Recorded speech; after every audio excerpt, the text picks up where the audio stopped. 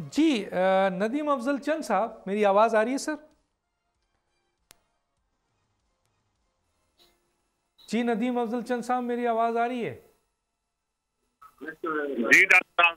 अच्छा सर, एक तरफ देखिए अभी आपके तहरीक इंसाफ के साथी ने भी एक बात कही और जो कि कुछ और लोगों का भी कहना है कि हुकूमत मुज़ाकरात में इसलिए भी मुखलिस नहीं है। एक तो वजह ये कि उसके पास मैंडेट ही नहीं है। पीटीआई से मुज़ाकरात का मैंडेट मौजूदा हुकूमत के पास नहीं है, वो कहते हैं किसी और के पास है, तो इसलिए हुकूमत क्या मुज़ाकरात करेगी। एक दूसरा, कुछ लोगों का ख्याल है कि हुकूमत को के साथ फ़ौज भरपूर तरीके से खड़ी हुई है और दूसरी तरफ अदालतों से उसको कोई ख़तरा नहीं है, इत्तेहादी सियासी जमातें उसके साथ हैं, तो उनको उनको कोई ख़तरा नहीं है। वो पीटीआई से क्यों खामखा मुज़ाकरात करें? आप क्या समझते हैं सर? देखिए जी, फौज तो इमरान खान के साथ भी वन पेज पे थी, लेकिन जो ही कोई हुकूमत लाइबिलिटी जब बनती है तो फिर इदारे उनके साथ कभी नहीं खड़े होते। इदारों को अपनी इज्जत भी देखनी होती है।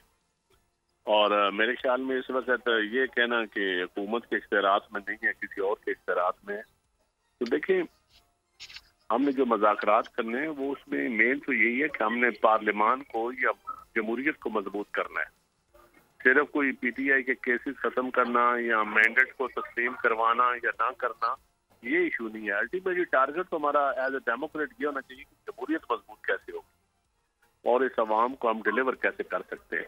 क्वालिटी ऑफ डेमोक्रेसी पे बात करनी पड़ेगी।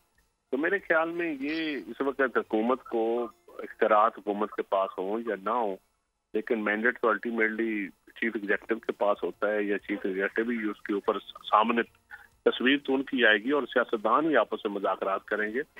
ये पीटीआई पहले भी गलत रवश उन्होंने इख्तियार की है, अगर आइंदा भी यही रवश इख्तियार करेंगे कि हम सिर्फ मुज़ाकरात एस्टैब्लिशमेंट से करेंगे तो मेरे ख्याल में ये ना हुकूमत के लिए बेहतर होगा, ना पीटीआई के लिए बेहतर है और ना जमहूरियत के लिए बेहतर। अच्छा सर, हुकूमत का ये भी एतराज़ है कि अगर फ़र्ज़ कीजिए हम उनसे मुज़ाकरात करते भी हैं तो क्या गारंटी है कि वो मुज़ाकरात होने के बाद मसलन तय भी हो जाए और फिर इमरान खान किसी स्टेज पे उसको रद्द कर दें?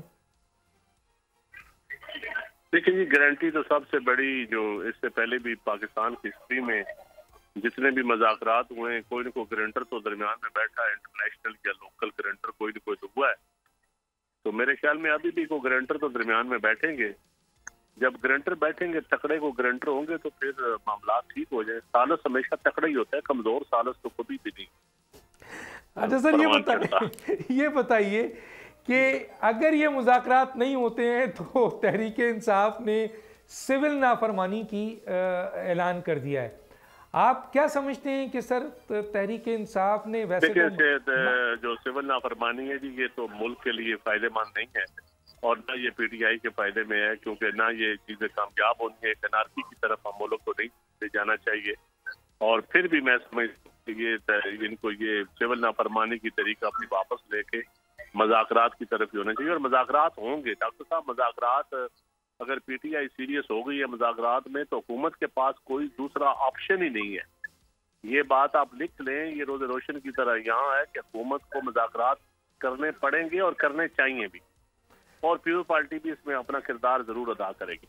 अच्छा सर, ये बताइए कि एक तरफ तो हुकूमत ये तहरीक इंसाफ की बार बार एहतजाज के ऊपर ये चीखती है, चिल्लाती है कि मईशत की को बड़ी मुश्किल पेश आ रही है और सियासी अदम इस्तेहकाम पैदा कर रहे हैं ये लोग और मुसलसल सियासी अदम इस्तेहकाम पैदा कर रहे हैं।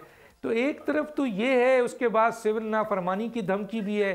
तीसरी तरफ हुकूमत ने जो ये बिल पास हुआ है असम्बली से, पूरी असम्बली ने बिल पास किया, उसको सदर साहब ने एतराज़ लगाकर जो है वो वापस कर दिया है और मौलाना फजलुर रहमान जैसी पावरफुल स्ट्रीट पावर उन्होंने भी धमकी दे दी है कि अब हम इस्लामाबाद में आ रहे हैं। तो क्या हुकूमत ये जो अमल होने वाला है ये इनकी नादानी है या मजबूरी है?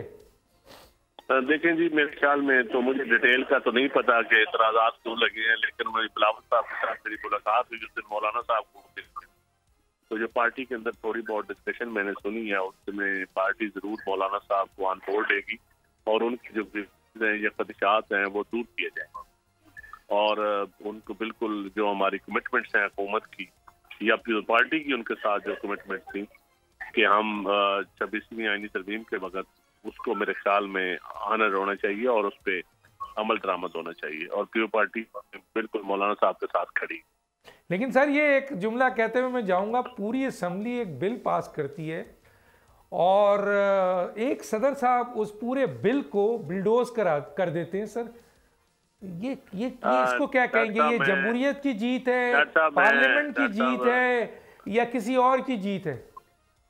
डॉक्टर साहब, मैं सच्ची बात है, मुझे इस बिल की डिटेल का नहीं पता कि क्यों वापस हुआ है, वरना मैं जरूर कमेंट करता। नहीं सर, आपके सदर साहब ने दे दिया स्टेटमेंट। उन्होंने कहा ये बिल पास हो जाता, ये बिल पास हो जाता तो FATF की पाबंदी और आलमी पाबंदी लग जाती।